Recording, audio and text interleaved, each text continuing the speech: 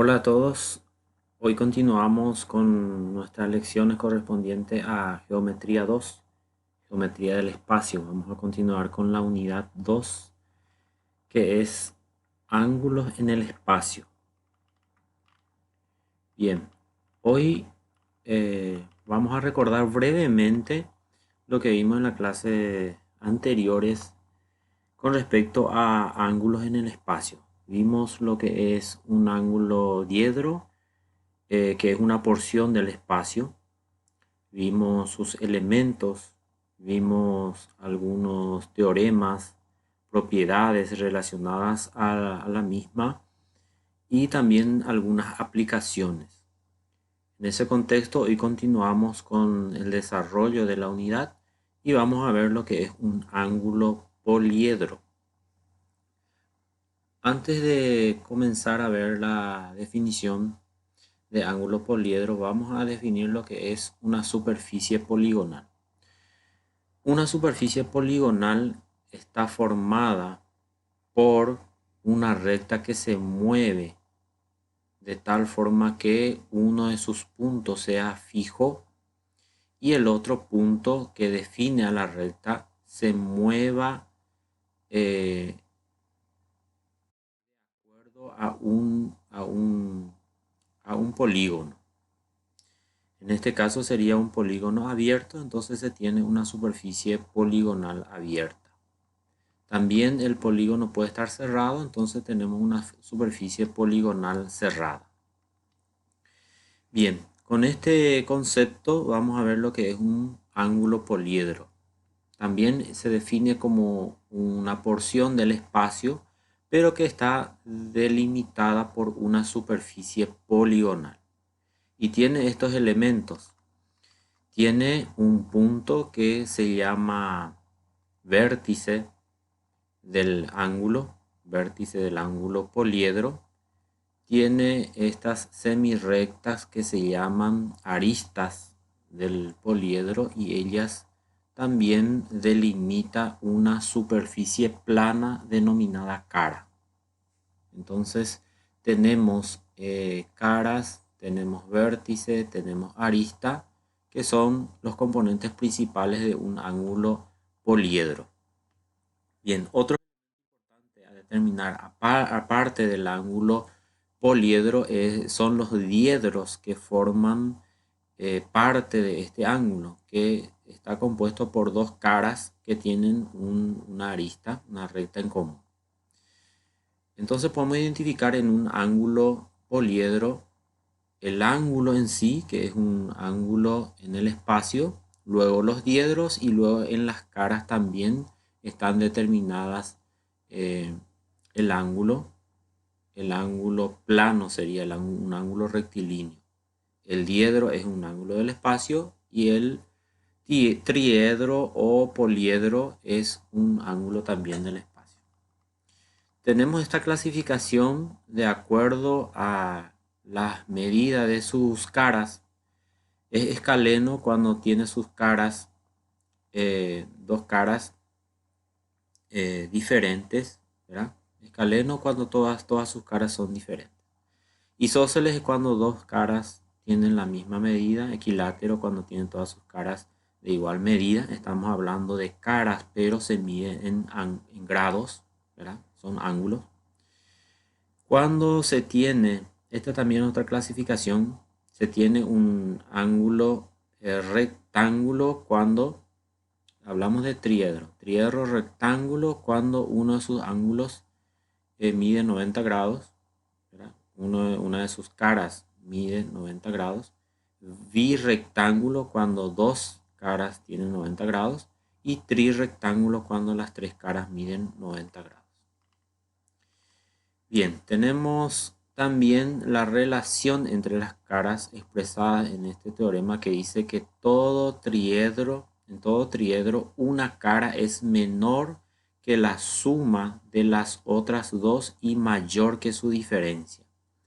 Entonces, en esta figura tenemos un triedro que se denomina OABC. Comenzamos con el vértice, el nombre del vértice, y luego se nombran los otros puntos que corresponden a las aristas. Entonces podemos nombrar este triedro como el triedro OABC. Bien, como hipótesis entonces tenemos que estas caras, o sea, esta es la notación de las caras AOB, AOC y BOC, son caras del triedro con AOB mayor que las otras dos y AOC es mayor que BOC para efecto de la demostración.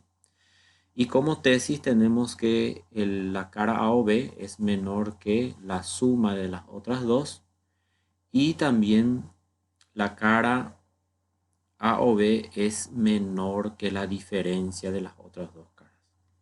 Bien, quiero que analicen la demostración, ¿verdad? Les digo para que puedan analizar esta demostración. Luego lo vamos a desarrollar en nuestra reunión. Bien, el otro teorema dice en todo ángulo poliedro la suma de las caras es mayor que 0 grados y menor que 360 grados. Acá ya consideramos un ángulo poliedro, ¿verdad? Que también nombramos con el vértice y luego los puntos que están en las aristas. Bueno, esta definición que vamos a ver se refiere a un ángulo triedro simétrico. Se dice que un ángulo triedro es simétrico cuando están dispuestos de la siguiente manera. Sus aristas son opuestas, forman en realidad una recta, ¿verdad? Entre sí.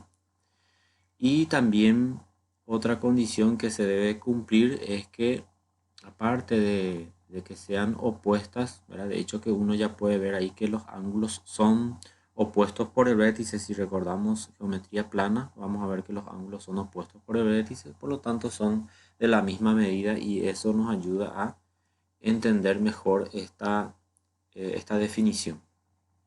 Luego la siguiente definición hace referencia a un diedro, o sea que en realidad se trata de un diedro polar o suplementario, ¿verdad? La condición para que un diedro sea llamado polar o suplementario. En este teorema nos dice que un triedro O', A', B' y C' es suplementario o polar del diedro OABC. Entonces, el triedro OABC también es suplementario al triedro O', A', B' y C'. Bien. En el siguiente teorema vemos que nos habla sobre triedros suplementarios también. Dice, dados dos triedros suplementarios, la cara de uno de ellos es el suplemento del correspondiente diedro del otro. O sea, acá nos habla de triedro suplementario y esta condición que se cumple en los mismos. Bien, acá tienen la demostración. Si tienen alguna duda, lo vamos a desarrollar en nuestra reunión. En todo triedro, la suma de los diedros la suma de sus diedros, de los ángulos diedros, está comprendida entre 180 grados y 540 grados. ¿Sí? Entonces, esa es una desigualdad que se cumple en todo triedro. Luego tenemos acá la congruencia entre ángulos triedros. ¿Cuál es la condición que deben reunir dos ángulos triedros para que sean congruentes? Acá nos dice que si tenemos dos triedros, ellos son congruentes si sus caras y sus ángulos diedros son respectivamente congruentes, ¿sí? Sus respectivas caras y ángulos diedros deben ser congruentes. Acá tienen la demostración. Y luego vemos algunas aplicaciones. Tenemos el ejemplo 1. Nos dice que dos caras de un triedro miden 84 grados y 114 grados respectivamente. Hallar los valores enteros mínimo y máximo de la medida de la tercera cara. Bueno, para esta resolución primeramente definimos nuestra incógnita, representamos con X la medida de la tercera cara y aplicamos el teorema que nos dice que una cara es mayor que la diferencia. Entonces acá ya tenemos los otros dos valores, restamos y nos dice que es mayor. Y que la suma de todos es menor que 360 grados. También sabemos por el teorema anterior eso. Y entonces tenemos esta desigualdad de donde podemos ver que x también debe cumplir con la condición de que debe ser menor que 162 grados. Por lo tanto, la primera desigualdad nos indica cuál es el valor mínimo entero, que es 31, y la segunda desigualdad nos indica el valor máximo entero, que es 161 grados. Bien, en el siguiente ejemplo tenemos un triedro HABC. Se sabe que la medida de la cara AHC es 90, la medida de la cara AHC es igual a la medida de la cara BHC, es igual a 60 grados. Entonces nos pide hallar la medida del ángulo que forma HB con el plano AC. Entonces, para poder resolver esto, trazamos líneas auxiliares. Trazamos VQ, que es perpendicular a esta cara, y HQ, que es la proyección de HB sobre esa misma cara. Y se trazan otras líneas auxiliares como QE, que es perpendicular a esta arista, y QF también perpendicular a HC. Y tenemos ahí HB considerado como una nueva variable L, llamamos L. Y tenemos estos triángulos del triángulo HFB, de este triángulo rectángulo.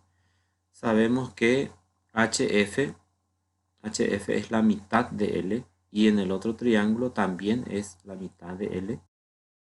Entonces este cuadrilátero, el cuadrilátero EHFQ, este cuadrilátero que está acá, es un cuadrado, ¿sí? Luego tenemos que HQ es la diagonal de un cuadrado, por lo tanto es esta la razón entre su lado, HF, raíz de 3, pueden probar por el teorema de Pitágoras. Y HQ entonces es L sobre 2, que es HF, por raíz de 2. ¿Sí? Entonces, el ángulo, acá tiene que ser ángulo HQB, ese ángulo es recto, porque acá es perpendicular. ¿Sí? Entonces HQ es HB sobre 2 raíz de 2, de donde vemos que son iguales, entonces son catetos iguales de un triángulo rectángulo, es un triángulo notable, entonces el ángulo que estamos buscando es un ángulo de 45 grados. Bien, con esto entonces cerramos la parte teórica y práctica. Acá tienen algunos ejercicios para que puedan ustedes trabajar. Cualquier consulta que tengan pueden realizarlos por los diferentes medios y nos vemos oportunamente.